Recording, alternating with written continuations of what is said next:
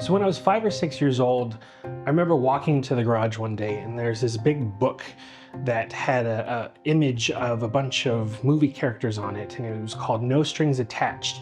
And it was basically a book that was about Jim Henson's Creature Shop. I vividly remember on the back cover there was an image of an animatronic gorilla, and half of its face was removed, revealing all the animatronics behind it.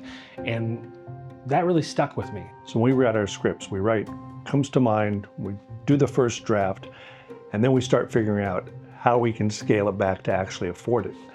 And the first time I read Alien Weekend, from page 1, it was like, oh, that's expensive. Oh, that's gonna be tough.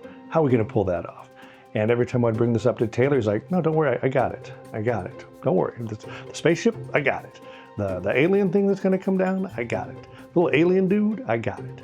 But I think the thing that concerned me the most was this 7-foot furry dude called Dave that Taylor had written into the script. And not a little part, like a big part, big speaking part. And you know, I talked to him about it. He's like, no, I got it. I'm gonna do animatronic eyes and animatronic eyebrows. And I was like, dude, we've never done animatronics. He's like, I'll figure it out. I remember the day that we first got servos to actually move with a remote control. By that point, it was sort of just blind optimism. Now, this isn't unusual for Taylor on all his films. So he'll figure out a way to make it work. And so, you know, he went into the cave and he started working and he started vacuum forming, and then he 3D printed all the mechanics that go inside of Dave's head. Again, this was first try ever. Yeah, it was just a 3-month-long process of trial and error. And then what are those? Those are the eyebrows? Those are the eyebrows. Then he had to start covering Dave's head. And Dave's head is made up of thousands and thousands of strands from these multicolored wigs. It was 2.5 weeks of literally just applying hair layer by layer. And yeah, that was a really long process. I remember the first time he's like, come check this out. And he had the controller in his hand. And as soon as I saw Dave's eyeballs blink and his eyebrows go up, I was like, all right, yeah, this is gonna work. This character that we had sort of dreamt up and didn't really know if we were gonna be able to accomplish a few months prior was staring back at us and blinking and fully expressive. And the only thing that was really missing was Dennis at that point. What was Dave gonna sound like? From the script, he sounded like he was sort of this, just sort of cool, loose surfer type dude. I knew right away that I really wanted to work with Dennis. And so I pitched him the idea of sort of being a suit performer in this sort of large alien creature, and he was all for it. My name is Dave. Hi, Dave. Clearly you have no idea what you've gotten yourselves into, right? Right on.